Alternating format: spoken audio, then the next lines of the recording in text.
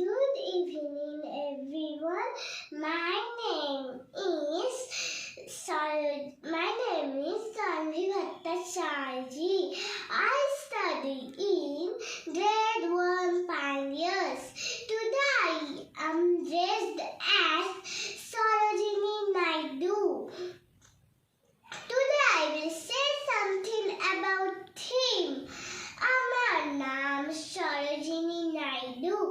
আমার জন্ম হয়েছিল 13 ফেব্রুয়ারি 1879 সালে।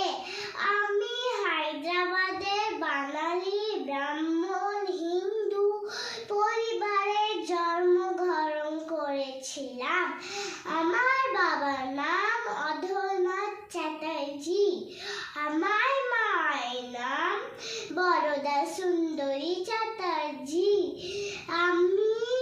আমার ছোটবেলা থেকেই বই পড়ার শখ ছিল। আমি 12 বছর বয়স থেকে কবিতা লেখা শুরু করে দিয়েছিলাম।